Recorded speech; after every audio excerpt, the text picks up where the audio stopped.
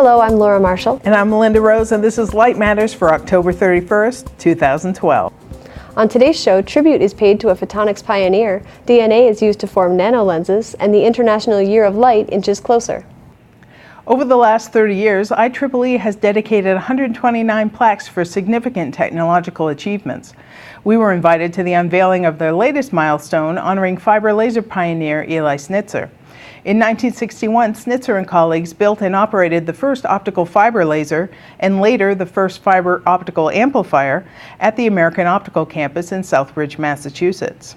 The ceremony at the former AO headquarters was really great, and we had a nice day. Here's IEEE President Gordon Day speaking on why Snitzer's accomplishments are so important. This milestone takes its place among the work of people like Benjamin Franklin, James Clerk Maxwell, among achievements like the invention of the battery, Marconi's work on wireless, the first demonstration of superconductivity, the invention of the transistor, various achievements in computers, in television, in radio, and on and on. Eli's work and his colleagues really clearly fits into this list of milestones. His achievements really were seminal, and the technologies that were demonstrated across the street ultimately changed the world as we know it. So I understand members of Snitzer's family were there? Yes, 4 out of his 5 children were able to be there, and local Zeiss employee Dick Whitney, director of the soon-to-open Optical Heritage Museum and a former AO employee, organized the event with IEEE, and the keynote speaker was science author and historian Jeff Hecht. And after the dedication ceremony, there was more?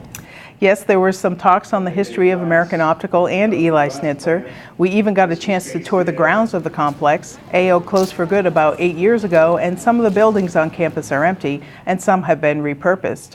Here's Jeff Hecht speaking about American Optical's importance in developing early fiber optics technology. American Optical was the first company in the United States, and I'm pretty sure the first company in the world to actually start working on trying to develop fiber optics as a commercial technology. It had been, earlier experiments had been done in university research laboratories. There was a guy in Denmark who was more or less working in his garage. There were a number of people working in university laboratories, but this is the first place that actually tried to start, the first company that said, hey, there's a business here, there's something that we can make that people can use. It's more than just an experiment. We have a lot more material to share with you from the event, and we'll be posting that on photonics.com in the days to come, so please check back. But we also wanted to give you more today, so stay tuned after the end of the show for bonus footage of the plaque unveiling and a 3-minute history of telecommunications and Eli's place in it from an interview we did with Jeff Hecht. We actually have a bunch of Jeff's books here in our library. Yes, probably the most relevant to this discussion is his book, City of Light, The Story of Fiber Optics. And here's some other photonics news for the week. It's known that a pair of gold nanoparticles can focus light to a spot 1,000 times smaller than conventional lenses can. Such type focusing has great potential for ultrasensitive diagnostics or DNA sequencing, just to name a few applications. It has, however, been a challenge to place 80 to 100 nanometer gold particles at a defined distance and to bring molecules of interest into the hotspot between these particles. Now, a group in Germany has overcome the limits hindering the light focusing ability of conventional lenses by adding DNA to the mix to create nanolenses. The team used a method called DNA origami to fold it into the shape of a nanopillar. The nanoparticles then attach themselves to the scaffold formed by the nanopillar. Specific molecules are attached along its length, for example, fluorescent dye used as an optical source. The elegant self-assembly technique produces millions of nanolenses so sensitive they can detect even single molecules. The work appears in Science. A resolution declaring 2015 as the International Year of Light was endorsed by the Educational, Scientific, and Cultural Organization of the United Nations, known as UNESCO, and backed by 28 other nations at a meeting in Paris this month. Its adoption paves the way for approval by the full UN General Assembly. The International Year of Light is an initiative developed in 2009 by numerous international scientific societies and organizations to communicate the importance of light and optical technologies in our lives. SPIE, the American Physical Society, the Institute of Physics, and OSA are all members of the partnership. The UN General Assembly will make a final declaration late next year. OSA CEO Elizabeth Rogan, who serves on the International Year of Light's Advisory Board, said that having UNESCO support will help raise global awareness of the importance of optics and photonics. Registration is now open for Photonics Media's webinar on photonics and space applications, which will be held November 15th at 1 p.m. Eastern Time. Topics will include using ground-based lasers to remove orbital debris, as well as a presentation on the optics of the James Webb Space Telescope. You can register on photonics.com or by clicking the link in this video.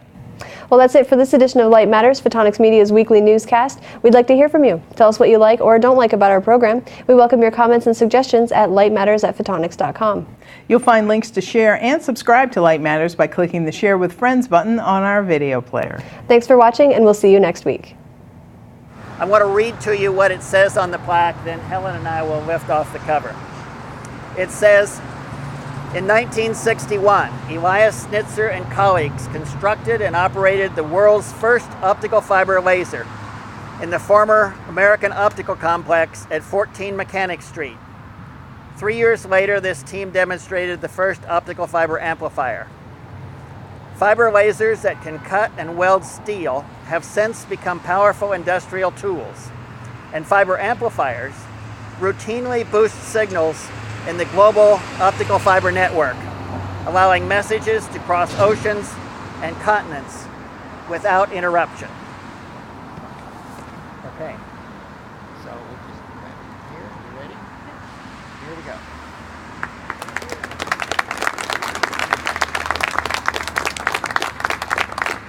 In 1960, Theodore Maiman demonstrated the first laser, and there had been people trying to make a laser before.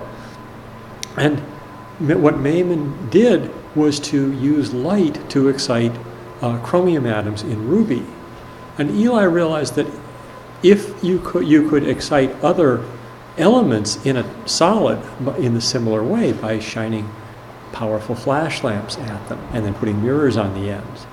And Eli, and American Optical was doing glass at the time, so he thinks, okay, we can make piece of glass, we can put a rare earth element in it, neodymium, which is one that they knew might emit light. And what he did, then what he realized was, hey, if we put a cladding around this, coat that glass, a very thin glass rod with rod of lower refractive index, that's a fiber that guides light very efficiently, and that should make a good laser. And he was right. That was the first glass laser. This was in 1961. In 1963 or 64, he demonstrated amplification in a similar glass fiber, except this one was coiled. This was a coil.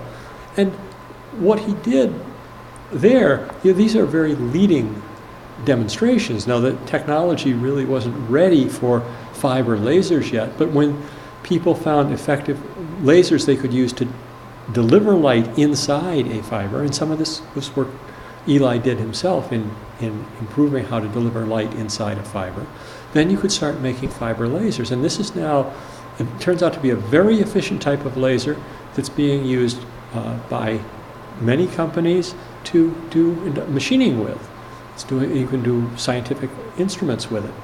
So that's one application. And then in the amplification of light with fibers, that has become very important for telecommunications.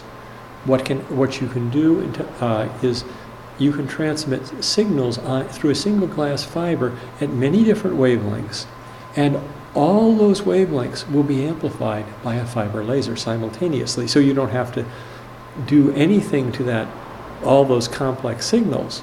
You just can amplify them, and this is really lets you have very, very high capacity transmit the proverbial billions and billions of bits per second through a single optical fiber. And that's the backbone of the global telecommunications network. It's in submarine cables, it's in transcontinental cables, it's in any kind of long distance telecommunications system. And that's really how he came to that from being in a place where they're working on optical fibers and seeing what that fiber technology could do.